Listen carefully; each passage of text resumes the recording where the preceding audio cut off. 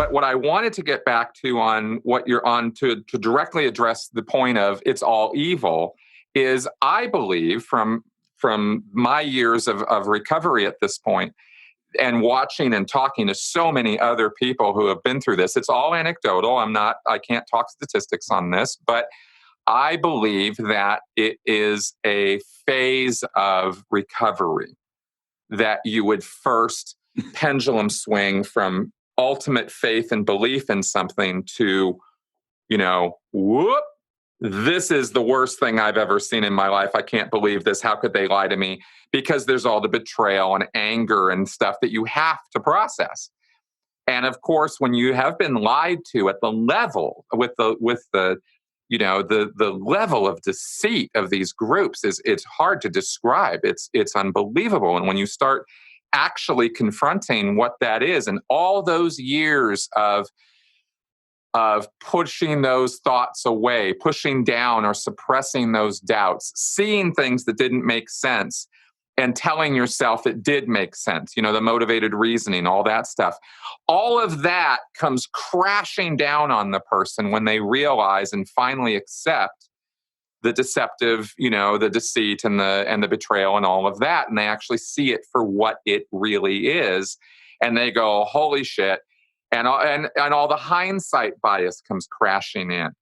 I should have known, could have known, would have known, all this like, how could I have possibly been so stupid, blah, blah, blah. There's a lot of self-blame and stuff that goes on.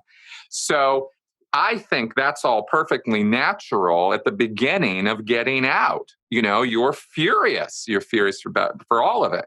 And you're furious at yourself for having let yourself be conned, be fooled, whatever, right? And I think there's different levels of this for different people. Everybody has their own experience. I'm trying to talk broadly here.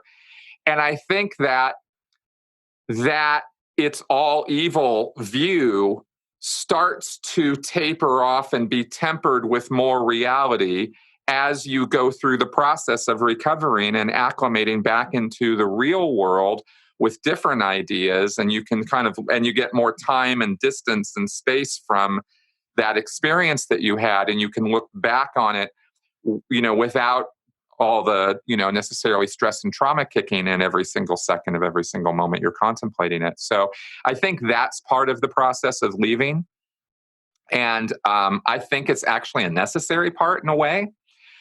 So I think in terms of guiding or helping people out of these situations, I think that might be, for me, if I was setting that up, that would be part of the explanation. It's kind of like when you break up with a marital partner or girlfriend or boyfriend, right? It's like when you first break up, your entire world is all about the grief and the loss and the trauma and the upset of it.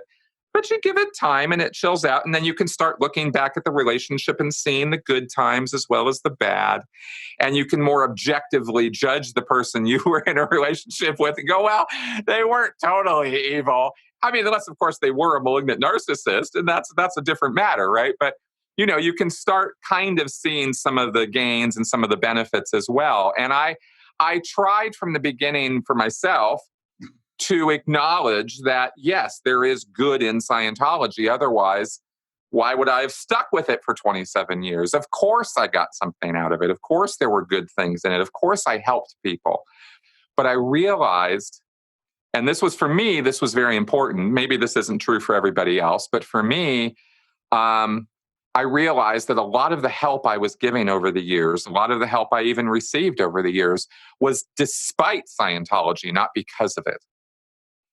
It's because the Scientologists I dealt with truly wanted to help people, like I wanted to help people. And when I would work with other Scientologists, they wanted to help me.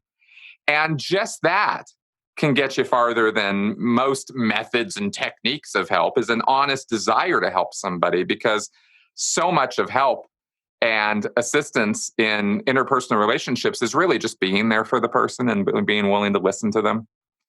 You get there. That's where you get most of the power from, I think. Right. So I'm not saying methods and techniques are useless or don't count or don't matter. CBT, for example, is a great technique.